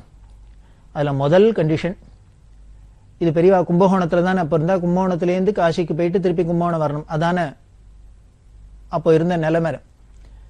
அப்படி கும்பகோணத்திலேருந்து கிளம்பி காசிக்கு யாரு போறாளோ அவ முதல்ல நடந்து போகணும். முதல் கண்டிஷன்லயே எல்லாரும் ஒடியே விடுவா. ஏதோ காசி யாத்திரைக்கு போறோம்னா யாரோ மடத்து செலவுல பெரியவா செலவுல சௌக்கியமா ஏசி கம்பார்ட்மெண்ட்ல உட்காந்து ட்ரெயின்ல போயிட்டு வந்தோமா பார்த்தோமா அப்படின்னு யார் வேணா வரலாம். ஆனா பெரியவா போட்ட முதல் கண்டிஷனே நடந்து போகணும். கும்பகோணம் டு காசி கால்நடையா நடந்து போகணும். Condition number 1. ரெண்டாவது கண்டிஷன், வேடிக்கை என்னன்னா, கூட யாரையும் சேர்த்துக்கப்படாது, கும்பல் சேர்க்கப்படாது, தனியாவே போகணும். அப்படி தனியா போறவர் கண்டிஷன் 2 படி அவருக்கு தேவையான சாப்பாடை அவரே தயார் பண்ணிக்கணும். அதாவது ஸ்வயம் பாகம். பெரியவா பல விஷயங்களை தர்மத்தை அனுஷ்டானத்தை இது மாதிரி ஒரு விஷயம் மாதிரியே சின்ன சின்ன ஒரு கண்டிஷன் மாதிரியே சொல்லி நம்ம மேல ஒரு பை ஃபோர்ஸ் ஆனும் திணிச்சு நமக்கு அந்த ஒரு சம்ஸ்காரம் மராப்புல பண்ணுவா. ஏன்னா அவ தர்ம சம்ஸ்தாபனார்த்தம் அவதாரம் பண்ண மகான் இல்லையா. அதனால எந்த விதத்திலேயான நமக்கு தர்ம அனுஷ்டானம் பண்ணும், உலகத்துல தர்மம் நிக்கிறங்கிறது தான் அவளோட லட்சியம். அதனால இங்க ஸ்வயம்பாகம்ங்கிற அந்த தர்மத்தை உணர்த்தணுங்கிறதுக்காக போல இருக்கு. இந்த காசி யாத்திரைக்கு போறவர் தானே சமைச்சு சாப்பிட்டுக்கணும், ஸ்வயம்பாகம் பண்ணணும். சரி, கண்டிஷன் நம்பர் 3, தானே ஸ்வயம்பாகம் பண்ணிக்கணும் அப்படின்னா அதுக்கேற்ற சாமானமெல்லாம் தூக்கிட்டு போகணுமே. இவரோ நடந்து போகணும்னு சொல்லியிருக்கார், ஒண்டியாளா போகணுங்கிறார், பக்கத்துல போட்டு அழிச்சுன்னு போக முடியாது தூக்கிட்டு போறதுக்கு. அப்ப என்ன பண்ணலாம் அப்படின்னா, இந்த போற ஆளு பிரம்மச்சாரியா இருக்கிறதுனால அவர் பிக்ஷை வாங்கி சாப்பிடணும். பிக்ஷை வாங்கிக்கலாம், யாச்சகம் பண்ணலாம். போற இடத்துல ஒவ்வொரு ஊர்லயும் போய் இவருக்கு ஆகாரத்துக்கு வேண்டிய அரிசியோ கோதுமாவோ என்னவோ தானியங்களோ அதை யார்ட்டையானும் கேட்டு யாச்சகமா வாங்கிக்கணும். அதாவது இந்த பிக்ஷாச்சரியம்ங்கிற நியமும் வந்துட்டு ஸ்வயம்பாக நியமத்தை கொண்டு வந்தாச்சு, பிக்ஷாச்சரிய நியமத்தை கொண்டு வந்தாச்சு. அப்படி சாமான்களா வாங்கிக்கணும், சாமான்களா தான் வாங்கிக்கணும். அதனால சமையல் பண்ணின பக்குவம் பண்ணினா ஆகாரமா வாங்கிக்கப்படாது. காரணம் என்ன அப்படின்னா, அந்த பக்குவம் பண்ண ஆகாரமா வாங்கினா நமக்கு ஏத்த பிடிச்சதெல்லாம் சொல்லி அவள்கிட்ட மெனு கொடுத்து அதை கொடுங்கோ இதை கொடுங்கோலாம் சொல்ல ஆரம்பிச்சிடும்.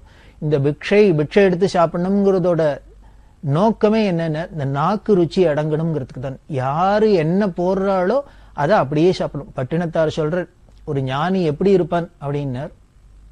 பட்டினத்தார போல ஒரு ஞானி உண்டா? அவர்தான ஞானிகள் எப்படி இருக்கணுங்கிற லட்சணத்தை சொல்ல முடியும். அதுல சொல்ற, பேய் போல் திரிந்து பிணம்போல் கிடந்து ஓரிடும் பிச்சை நாய் போல் அருந்தி நன் மங்கையரை தாய் போல் நினைந்து ஷேய் போல் இருப்பர் அப்படின்னு சொல்ற. என்ன அழகான வார்த்தைகள்.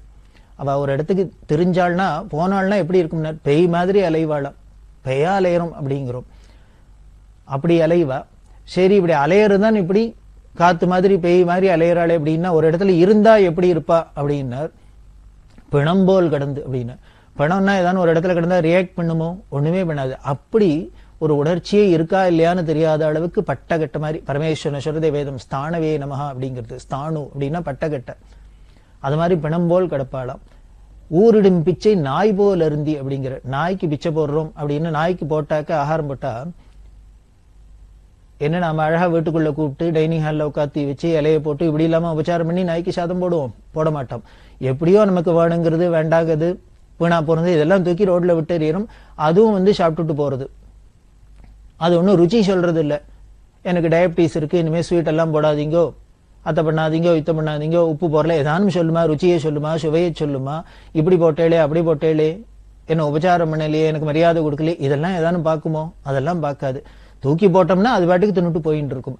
அது மாதிரி ஞானி என்ன பண்ணுவார், யாரு போடுறாளோ பிக்ஷை அப்படி தூக்கி போட்டதை அவ சாப்பிடுவாள். அதாவது மானம் பார்க்காத அந்த தேக பிரஜை இல்லாத இருக்கிறவன் அர்த்தம்.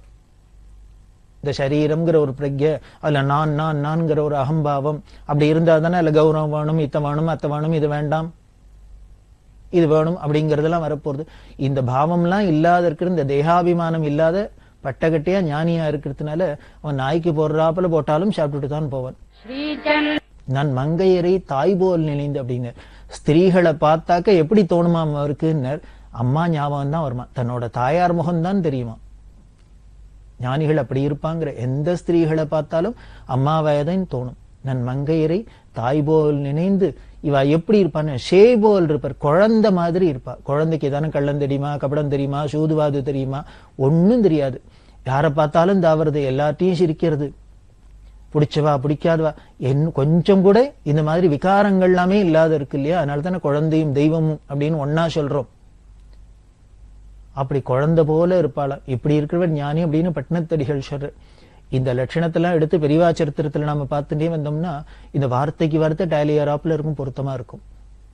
அப்படி இருந்ததோட இல்ல, அப்படி இருந்த பெரியவா தன்னை அண்டினவாழ, தன்னை ஆசிரியிச்சவாழ, தங்கிட்ட வந்தவாழ அத்தனை பேரும் இந்த நிலைமையில கொண்டு வரணும், அந்த ஞான ஸ்திதிக்கு கொண்டு போகணும் அப்படிங்கிறதுக்காக தான் பல விதங்கள்ல சொன்ன. அவ சொன்ன பல சட்ட திட்டங்கள் மாதிரி இருக்கும், உபதேசம் மாதிரி இருக்கும், கட்டளை மாதிரி இருக்கும், அது மாதிரி இது மாதிரிலாம் இருக்க எல்லாமே எதுக்குன்னு அந்த ஸ்திதி வரத்துக்கு தான். அது மாதிரிதான் இங்கேயும் சொல்றா, உனக்கு வேணுங்கிற ஆகாரத்துக்கு வேணுங்கிறத தானியமா வாங்கிக்கலாம், அதை நீனே சுயம்பாகம் பண்ணி சாப்பிடணும் அப்படின்னு. அதாவது ருச்சி பார்க்காத இருக்கணும். அப்படி நம்மளே சமைச்சு சாப்பிட்டோம்னா இது வேணும் அது வேணும்லாம் சொல்ல மாட்டோம். யாரானு சமைச்சு போடுறான்னா தான் இத்த பண்ணு அத்தை பண்ணு, இதுல உப்பு போடல பருப்பு போடல இதானும் சொல்லிட்டு இருப்போம். நாமளே பொங்கி திங்கிறதுன்னா எல்லாம் இது போறோம் அப்படின்னு. ரொம்ப அழகா இதெல்லாம் ரசிப்பா பெரியவா. பெரியவா ஒரு தரம் சொல்றா, ஒரு பக்தர்கிட்ட சுயம்பாகத்தை பத்தி பேசுறா. அவர் நான் அப்படிதான் பண்ணி சாப்பிடுவேன் அப்படிங்கிற. இந்த சம்சாரம் வீட்டுக்கு விலகி இருந்தாக்க அந்த நாள்ல எல்லாம் நான் தான் அதுல சமையல் பண்ணி சாப்பிடுவேன் அப்படின்னா. உனக்கு சமைக்க தெரியுமோ அப்படின்னு. தெரிஞ்சுக்கிறது என்ன, ஏதோ தெரிஞ்சதை வச்சுன்னு ஓட்டிப்பேன் அப்படிங்கிற. என்ன பண்ணுவ நீ அப்படின்னு.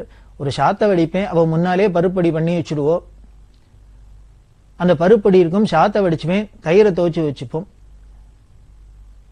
இந்த சாத்தை போட்டு பருப்பு பொடியை போட்டுன்னு கலந்துட்டு அந்த தயிரை தொட்டுன்னு சாப்பிடுவேன் அப்படின்னு. முதல்ல பருப்பு பொடி சாதம் தயிரை தொட்டுன்னு சாப்பிடுவாராம். அடுத்தது ரெண்டாவது என்ன பண்ணுவார், தயிர்ஞ்சாத்தம் சாப்பிடுவார். அதுக்கு தொட்டுக்கு என்னன்னா பருப்பொடியை தொட்டுன்னு சாப்பிடுவாராம். இதை அவர் சொன்னோன்னு பெரியவா ரொம்ப ரசிச்சு அப்படியே அகமகிழரா. ஐயோ பாரு, இதை விட சிம்பிளா யாரால இனிமே ஆகார நியமம் வச்சுக்க முடியும்? அவர் சொல்றத பாரு, பருப்பொடியை பிசைஞ்சுட்டு தயிரை தொட்டுன்னு சாப்பிடுவாராம். அப்புறம் தயிர்ஞ்சாத்த தயிர்ல பிசைஞ்சுட்டு பருப்பொடியை தொட்டுன்னு சாப்பிடுவார். எவ்வளவு சிம்பிளா எடுத்து ஒரு சாதம் தயிர் பருப்பொடி இருந்தா வரும், வாழ்க்கையை ஓட்டுடலாம் அப்படின்னு எல்லாம் அதை ரொம்ப சிலாகிச்சு சொல்றா. அதனால அந்த ஸ்வயம்பாகத்தினால அந்த விசேஷத்துக்காக ருச்சி பார்க்காத இருக்கணுங்கிறதுக்காக தான் என்ன பண்ணா, தானியமா வாங்கிக்கணும், அதை ஸ்வயம்பாகம் பண்ணி சாப்பிடணும். இப்படி 3 கண்டிஷன் ஆச்சு. 4வது கண்டிஷன் ரொம்ப நமக்கெல்லாம் வேணா ரொம்ப கடுமையான கண்டிஷனா இருக்குமோ தெரியல. என்னென்ன, காப்பி டீ சாப்பிடப்படாது. நமது நாட்டில் பார்த்தீங்கன்னா பல பேருக்கு சாப்பாடு இல்லாத இருந்தா கூட இருந்துடலாம், காப்பி டீ இல்லாத இருக்க முடியல. அப்படிதான ஒரு அடிமை ஆயிட்டம், அடிக்ட் ஆயிட்டம். அதாவது ஏதோ லாகரி வஸ்துக்களுக்கு இது மாதிரி குடி இடி இதுக்கெல்லாம் தான் புகை, இதுக்கெல்லாம் தான் நாம அடிமை ஆயிட்டோம்னா கெட்ட பழக்கம் அப்படின்னு நினைச்சுட்டு இருக்கோம். ஆனா எந்த ஒரு விஷயமா இருந்தாலும் ஒரு விஷயத்துக்கு ஒரு சாமானுக்கு நாம அடிமை ஆயிட்டோம்னா அது இல்லைன்னா நம்ம வாழ்க்கை ஓடாது அப்படின்னு ஆயிடுத்துனாலே அது ஒரு துர்குணம் தான், கெட்ட பழக்கம் தான். அதுலேருந்து நாம மீளணும். எல்லாமே நம்ம கைவசத்துல தான், கண்ட்ரோல்ல தான் இருக்கணுமே வழிய இன்னொரு கண்ட்ரோல்ல நாம மாட்டின்னு விடப்படாது. இந்த காஃபி டீக்கு அப்படி மனுஷால ஒரு அடிக்ட் ஆக்குற பழக்கம் இருக்கு. அதனால அந்த குடியை முதல்ல நிறுத்தணும் அப்படிங்கிறது தான் பெரியவாளோட லட்சியம். அதனால காஃபி டீ சாப்பிடப்படாது அப்படின்னா கண்டிஷன் 4 ஆயிடுத்து. 5வது, அன்னன்னைக்கு அந்த சமையலுக்கெல்லாம் பண்ணிக்கணும் இல்லையா, அதுக்கு இவர் ஒண்டியமா தானே போற, நடந்து போற. அதனால அதுக்குண்டான பாத்திரங்களை மினிமம் பாத்திரம் எடுத்துக்கணும் அப்படின்னு. அதாவது சாமான தானியமா தான் பிட்சை வாங்கிக்கணும்னா, சுயம்பாகம் பண்ணிக்கணும்னா இந்த 2 கண்டிஷன் போராதுன்னு இன்னொரு அடிஷனல் கண்டிஷன் போல இருக்கு. நிறைய பாத்திர மண்டங்கள்லாம் தூக்கிண்டு பெரிய லக்கேஜை தூக்கிட்டு போகப்படாது அப்படின்னு. நம்மளோட சுமையெல்லாம் குறைக்கிறதுக்கு தானே இப்படி ஒரு அவதாரம் பண்ணி ஈஸ்வரன் பரமேஸ்வரன் இப்படி குருவா வந்திருக்கார். அதனால இந்த இகத்துல நாம தூக்குற சுமையிலேந்து சரி இன்னும் ஜென்ம ஜென்மாந்திரத்துல நாம தூக்க வேண்டிய பாப மூட்டைகள்லாம் குறைக்கிறதுக்கு தானே வழி சொல்லணும் அவர். அதுக்கு தானே நம்மளை தயார்படுத்தணும். அதனால போல இருக்கு இந்த காசி யாத்திரை பண்றவருக்கும் பாரத்தை குறைக்கிறதுக்கு தானே. காசியில போய் ஸ்நானம் பண்ணா என்ன, நம்மளோட பாப மூட்டையெல்லாம் குறைய போறது. அப்படி பாப மூட்டையெல்லாம் குறைக்க போற இடத்துலயே இருக்கிற மூட்டையெல்லாம் துணி மூட்டையும் பாத்திர மூட்டையும் தூக்கணும்னா நல்லா இருக்காது. அதனால இதுல இருந்தே பழகிடுறாரு போல இருக்கு. ஒரு அச்சார மாதிரி அந்த மூட்டையை அதிகமா தூக்கப்படாது அப்படின்னு கண்டிஷன். அதே மாதிரி 6வது கண்டிஷன், யார்கிட்டையும் பணம் வாங்கப்படாது. காசிக்கு போற வரைக்கும் யார்கிட்டையும் பைசா வாங்கப்படாது. உனக்கு ஆகாரத்துக்கு வேணுங்கிறத மட்டும் யாச்சகம் பண்ணிக்கலாமே வழிய பைசாவா யார்கிட்டையும் எதுவும் வாங்கிக்கப்படாது அப்படின்னு ஒண்ணு. 7வது கண்டிஷன், ஒரு நாளைக்கு ஒவ்வொரு ஊர்ல இருக்கணும், ஒரு ஊர்ல ஒரு ராத்திரி தான் தங்கணும் அப்படின்னு ஒரு கண்டிஷன். ரொம்ப உடம்பு சரியில்லாத போயிடுத்துன்னா அந்த உடம்பு குணமாற வரைக்கும் வேணா எந்த இடத்துல உடம்பு சரியில்லாதுன்னு அந்த ஊர்ல தங்கலாமே வழிய, இப்படி ரொம்ப அவசியமா தீராதுன்னா தான் ஒரு இடத்துல ஒரு ராத்திரிக்கு மேல தங்கலாமே வழிய, இல்லைன்னா மற்றபடி ஒரு ராத்திரிக்கு மேல ஒரு இடத்துல தங்கப்படாது, அடுத்த ஊருக்கு போயிட்டே இருக்கணும். இது ஒரு இப்படி ஒரு கண்டிஷன். அதே மாதிரி 8வது கண்டிஷனா, ஜெகத்குரு சங்கராச்சாரியாரான காஞ்சி காமகோடி பீட்டாதிபதிகள் ஸ்ரீ மகாபெரிவாளோட ஆக்ஞையினால அவரோட உத்தரவு பேர்ல அவருக்காக தான் இந்த யாத்திரை பண்ணிட்டு இருக்கேன் அப்படின்னு போற இடங்கள்ல சொல்லிக்கலாம்.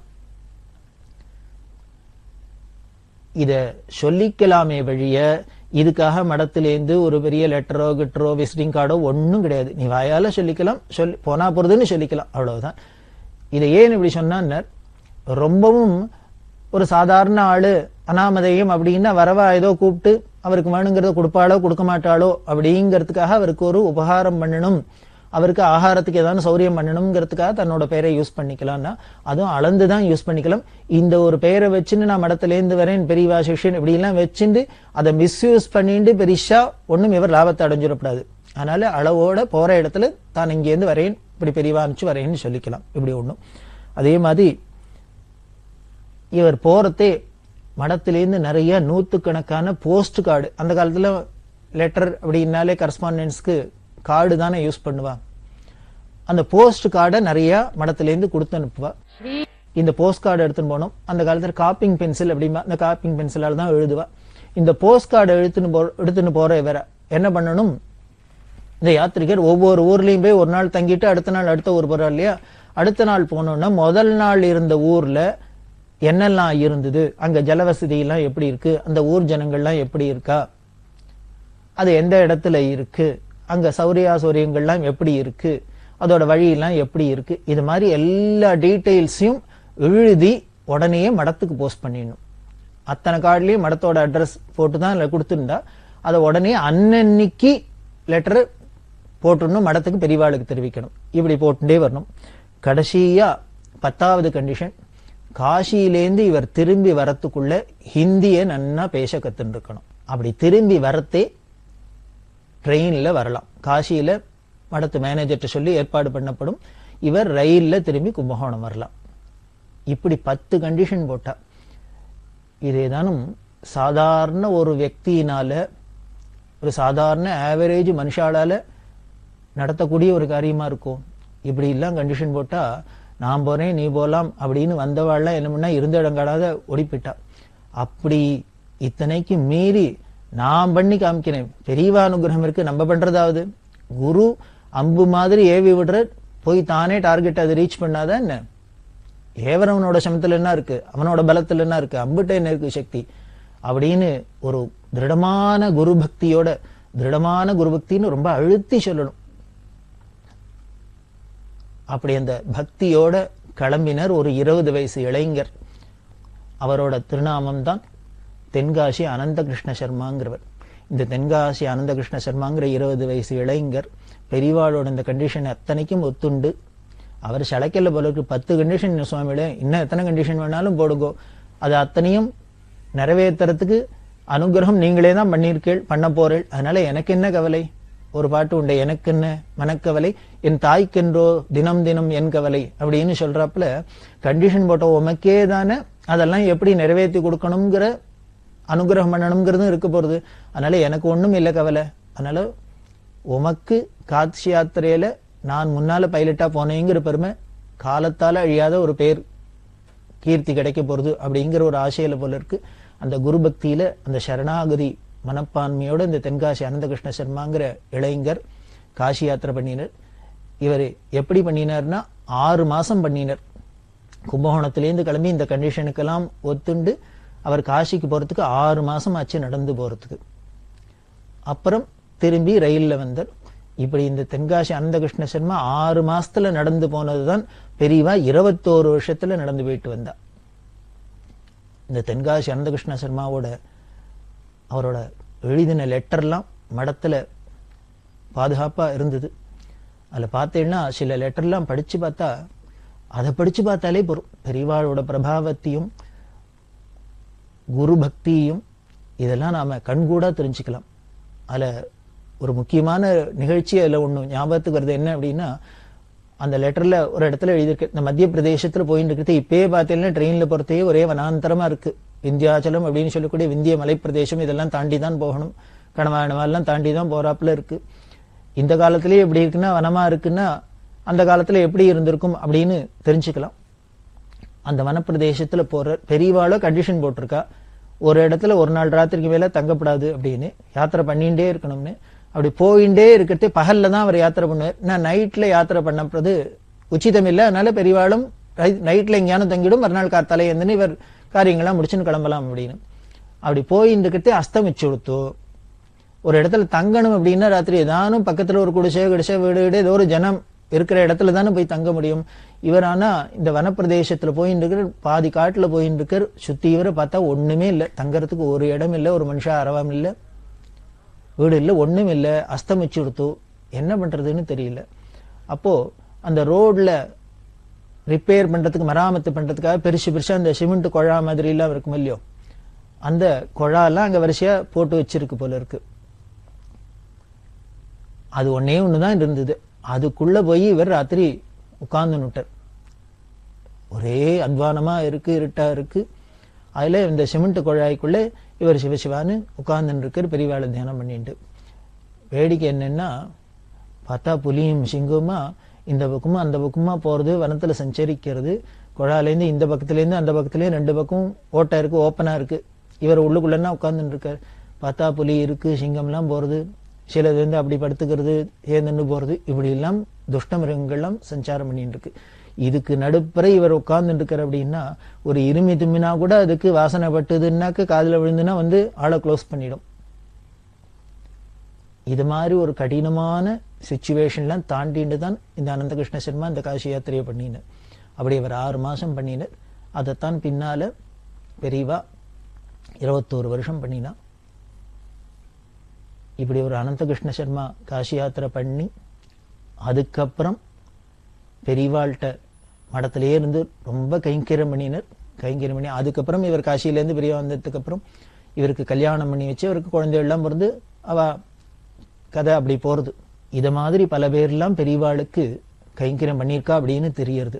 இப்படி பல பேர் பண்ணின கைங்கரியத்தினால உபகாரத்தினால தான் பெரியவா காசி யாத்திரை வெகு விமரிசையா பண்ணினா. அப்படி காசி யாத்திரை பண்ணிட்டு இருக்கிற பெரியவா எந்த ஊர்ல போனாலும் யாரு பார்த்தாலும் பெரியவாளைத்தான் ஈஸ்வரன் கொண்டாடினா அப்படின்னும். அப்படி வரத்தே கரம்பக்குடியிலேருந்து பட்டுக்கோட்டைக்கு போயின்னு இருக்கிறதே தான் 3 கிலோமீட்டர் தாண்டி அந்த கரம்பக்குடியிலேருந்து சில பேர்லாம் வந்துட்டு இருக்கா. அதுல ஒரு வயசான கிழவர் பெரியவா பல்லாக்க பிடிச்சிட்டு வர, அவரை பார்த்துட்டு பெரியவா 3 கிலோமீட்டர் தாண்டி நிறுத்தினா. நிறுத்திட்டு அவர், நீங்க யாரு என்னன்னு கேட்டா கரம்பக்குடியிலேருந்து வர அப்படின்னு. அவர் தான் கொண்டு வந்த பழம், புஷ்பம், மாலை ஒன்றும் வாசன திரவியங்கள், பவுன் காசு எல்லாத்தையும் பெரியவாளுக்கு அர்ப்பணம் பண்ணிட்டு பெரியவாளை ஏகாந்தமா தரிசனம் பண்ணணும்னு ஆசையா இருந்து, அதனால ஊரை விட்டு நான் இங்க தூரம் இவ்வளவு தூரம் வரேன், கரம்பக்குடி தான் அங்கேயே பார்த்தேன், ஆனால் பெரியவாளை தனிமையா பார்த்து சில வார்த்தை சொல்லணும்னு ஆசை, பிரார்த்தனை, அதுக்காக வந்தேன் அப்படின்னு. என்ன சொல்லுனார், அவர் ஏதோ கவிதையெல்லாம் எழுதின்னு வந்திருந்தார், அதை பெரியவாளுக்கு அர்ப்பணம் பண்ணணும் அப்படின்னு. பெரியவா நீனே படிச்சு சொல்லு அப்படின்னா, படிச்சா இதுக்கு அர்த்தம்லாம் சொல்லுன்னா சொன்னேன். இதெல்லாம் கேட்டு இந்த வாழ்க்கெல்லாம் ரொம்ப ஆச்சரியமா இருந்தேன், இப்படி ஒரு பக்தரா இருக்கார், இப்படி ஊறுகிறாரே அப்படின்னு. அப்படி எல்லாம் பண்ணிவிட்டு அவர் சொன்னார், இப்படி சொன்ன பக்தர் வேற யாரும் இல்லை, ஒரு இஸ்லாமியர்.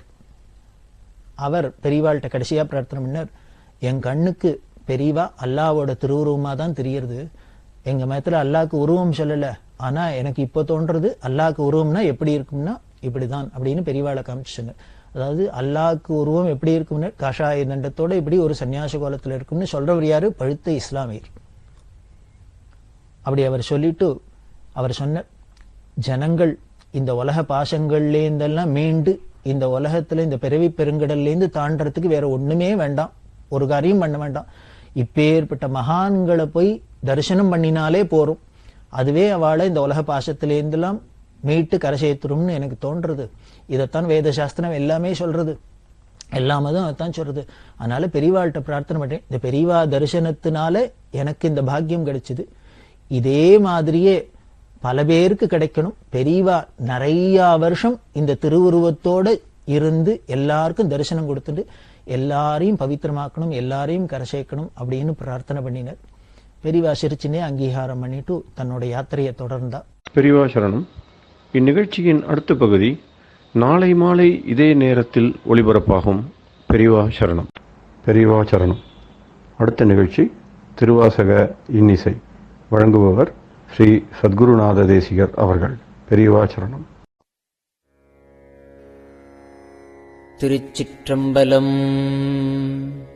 செத்திலாப்பத்து பொய்யனேன் அகம் நெகப் புகுந்து அமுதூரும்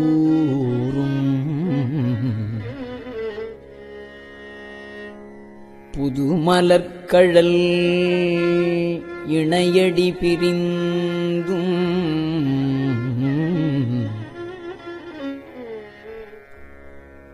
கையனேன் இன்னும் செத்திலேன்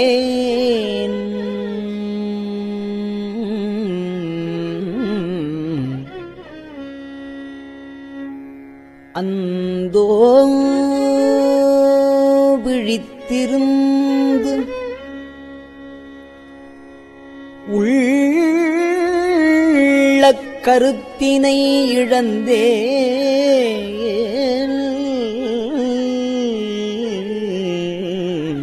ஐயனே செத்திலேன் அந்தோ விழித்திருந்து திருந்து உள்ள கருத்தினை இழந்தேன் ஐயனே அரசே.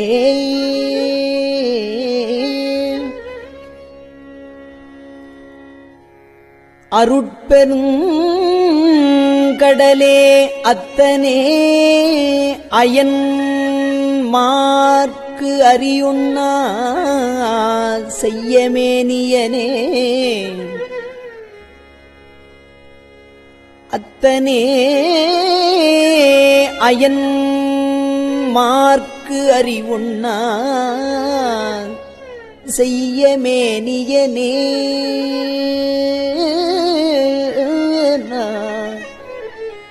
செய்வகை அறியேன் திருப்பெரும் துறை மேவிய சிவனே.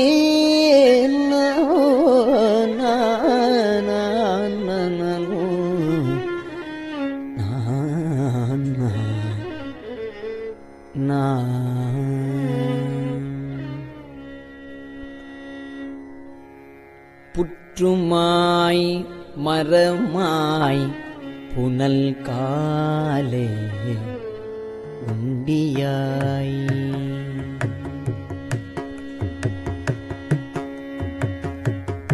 புற்றுமாய் மரமாய் புனல் காலே உண்டியாய் அண்டவாணரும் பிறரும் பற்றியாரும் நின் மலரடி காணா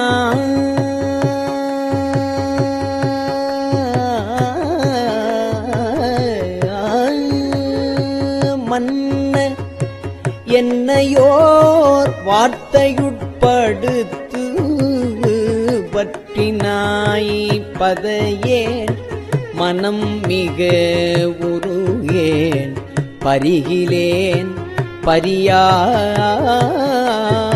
உடல் தன்னை செற்றிலேன் இன்னும் செற்றிலேன் இன்னும் திரிதருகின்றேன் திருப்பெரும் கூரை மேவிய சிவனே செற்றிலேன் இன்னும் திரிதருகின்றேன் திருப்பெரும் கூரை மேவிய சிவனே.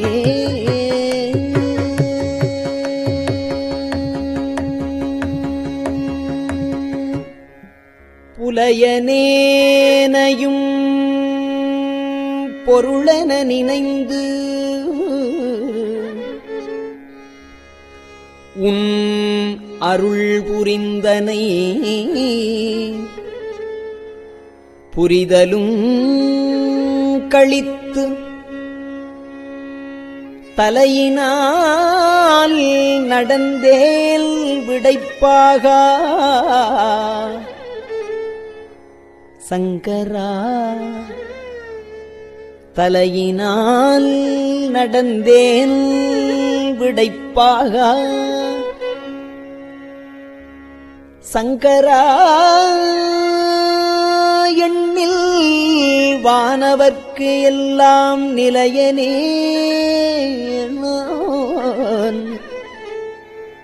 அலை நீர் விடம் உண்ட நித்தனே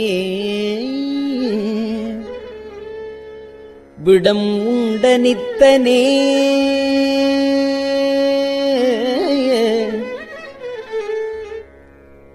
அடையார்புறம் எரித்த சிலையனே எனை செத்திடப்பணியாய் திருப்பெரும் துறை மேவிய சிவனே அன்பராகி மற்று அருந்தவம் முயல்வாறு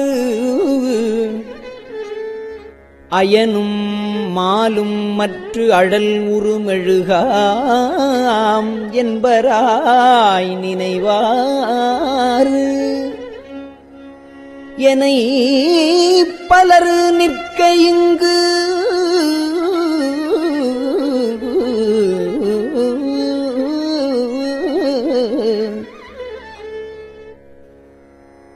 இங்கு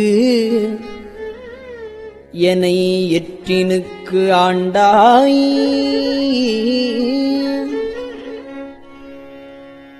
வன்பராய்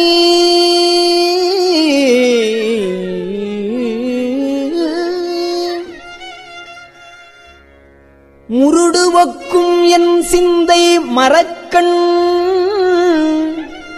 என் செவியிரும்பினும் வலிது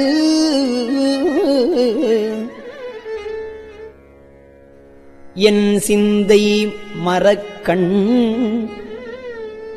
என் செவி இரும்பினும் வலிது தென்பராய் துறையாய் சிவலோகா திருப்பெரும் துறை மேவிய சிவனே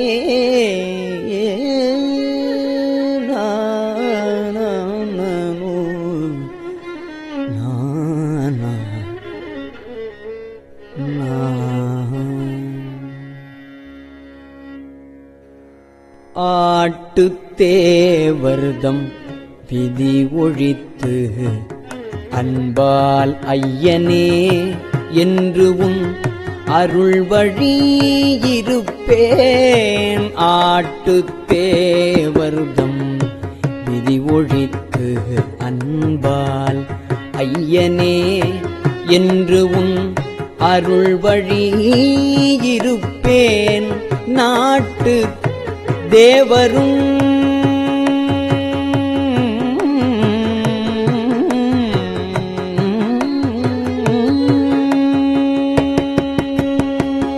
நாட்டு தேவரும் நாடரும் பொருளே. நாட்டு தேவரும் நாடரும் பொருளே. நாதனே உனை பிரிவுரா அருளை. நாட்டு தேவரும் நாடரும் பொருளே. நாதனே உனை பிரிவுரா அருளை காட்டி தேவனின் கழலினை காட்டி காட்டி தேவனின் கழலினை காட்டி காய மாயத்தை கழித்து அருள் செய்யாய். காட்டி தேவனில் கழலினை காட்டி காய மாயத்தை கழித்து அருள் செய்யாய். சேட்டை தேவர்தம் தேவர் பிரானே. சேட்டை தேவர்தம் தேவர் பிரானே. திருப்பெரும் துறை மேவிய சிவனே. திருப்பெரும் துறை மேவிய சிவனே.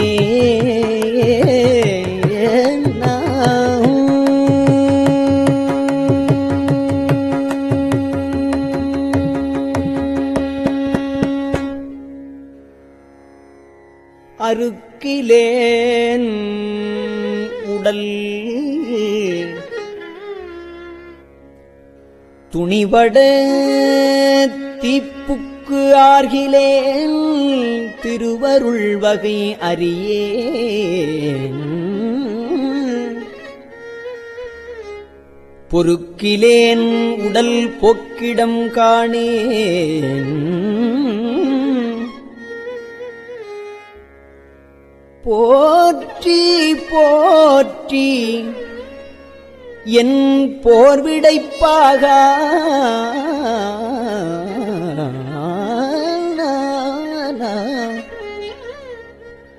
இறக்கிலேன் உனைப் பிரிந்து இனிது இருக்க என் செய்கேன்.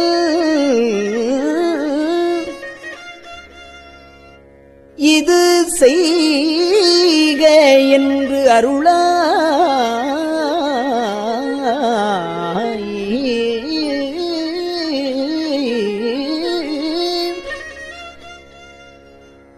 உனை பிரிந்து இனிது இருக்க என் செய்கேன், இது செய்க என்று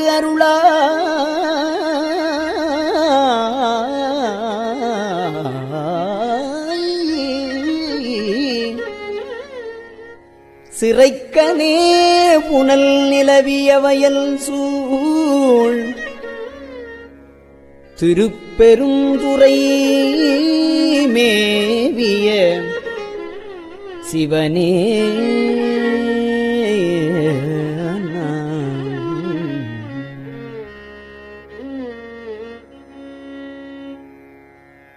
மாயனே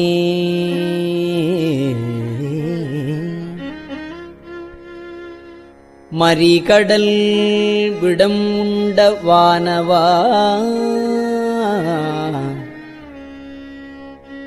மணிகண்டத்து எம் அமுதே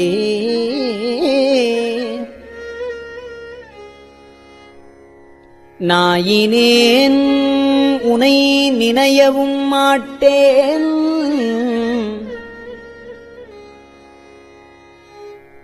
நமச்சிவாய என்று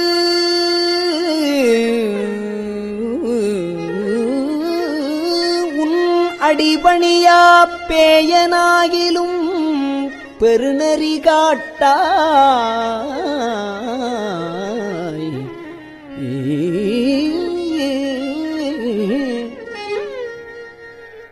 பிறைகுலாம் சடைப்பிஞகனேயோ சேயனாகி நின்று அலறுவது அழகோ, திருப்பெருந்துறை மேவிய சிவனே.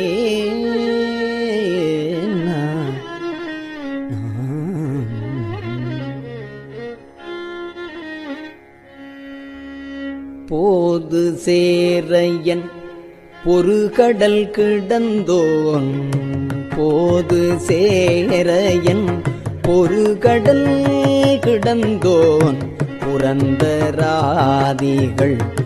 நிற்கமற்றென்னை போது மாட்டினின் குறைகடல் காட்டி குறிக்கொள்க என்று நின் குறிக்கொள்க என்று நின் துண்டரிப்பூட்டாய்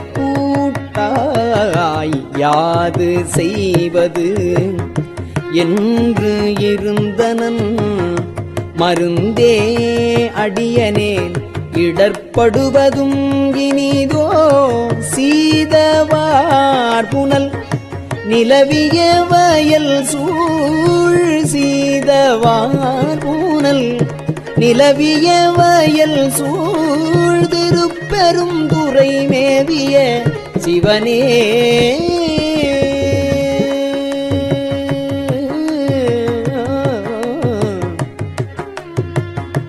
ஞாலம் இந்திரன் நான்முகன் வானவர், ஞாலம் இந்திரன் நான்முகன் வானவர் நிற்க மற்று ஏனை நயந்தினி தாண்டாய். ஞாலம் இந்திரன் நான்முகன் வானவர் நிற்க மற்றனை நயந்து இனிதாண்டாய்.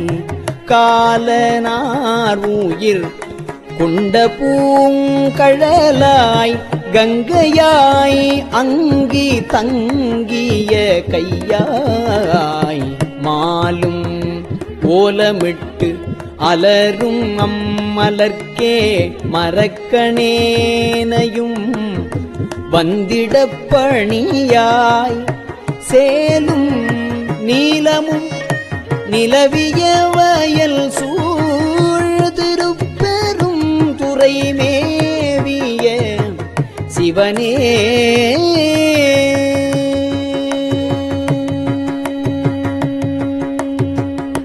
அளித்து வந்து எனக்கு அளித்து வந்து எனக்கு ஆவையென்று அருளி அச்சம் தீர்த்தனில் அருட்பெருங்கடலில் திளைத்தும் தெக்கியும் பருகியும் உருகேன் திருப்பெருந்தூரை மேவிய சிவனே வளைக்கையானோடு மலரவன் அறியா வானவா மலைமாது ஒரு பாகா கழிப்பெலாம் மிக கலங்கிடுகின்றேன் கையிலை மாமலை மேவிய கடலே கையிலை மாமலை மேவிய கடலே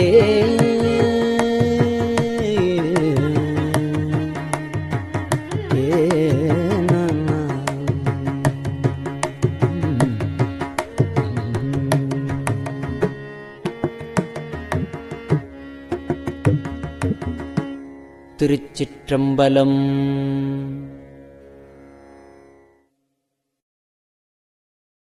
பெரியவா சரணம்.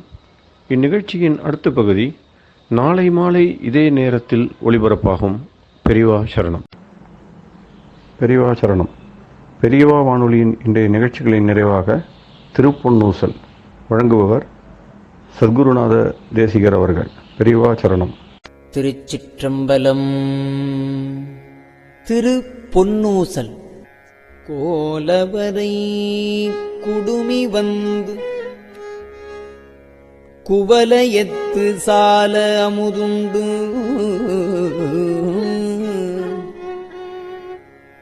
தாழ்கடலின் மீதெழுந்து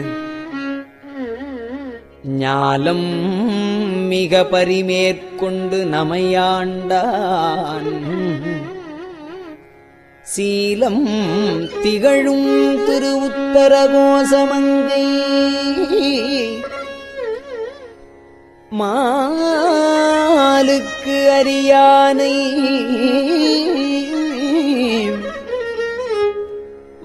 வாயார நாம் பாடி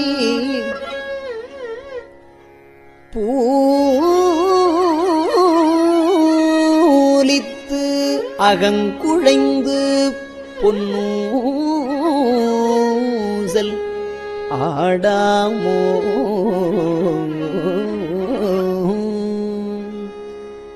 திருச்சிற்றம்பலம். கஞ்சிவய காமாட்சி தன் குழந்தாய் சங்கரரே கஞ்சிவய காமாட்சி தன் குழந்தாய் சங்கரரே குரு சந்திரசேகரரே உறங்கிடுவீர்களே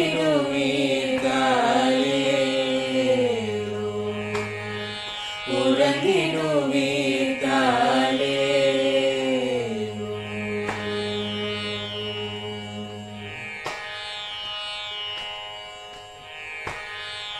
ஆதிகுரு சங்கரராய் அன்றொரு நாள் வந்தவரே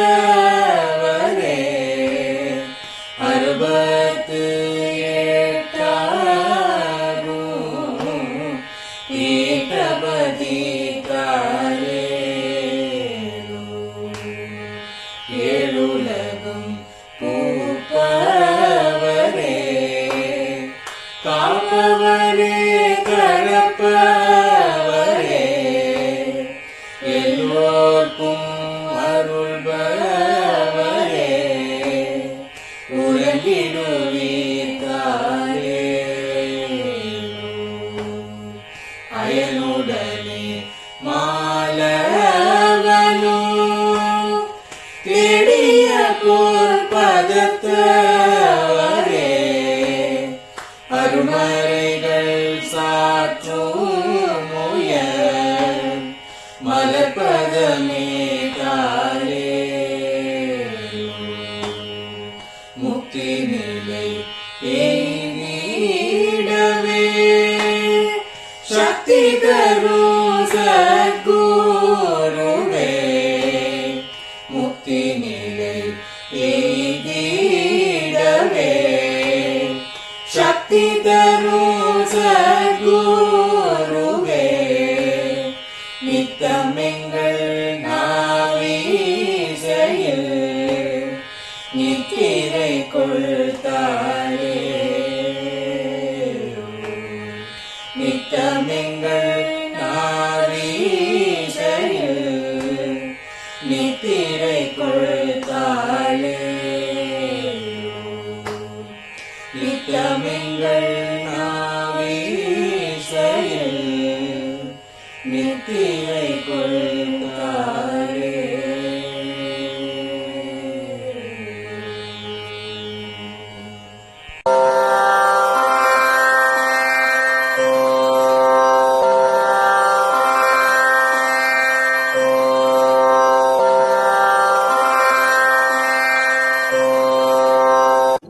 பெரியவாசரணம். பெரியவா வானொலியின் மாலை நிகழ்ச்சிகள் இத்துடன் நிறைவடைகின்றன. எமது அடுத்த ஒளிபரப்பு நாளை காலை இந்திய நேரப்படி 6 மணிக்கு துவங்கும். பெரியவாசரணம்.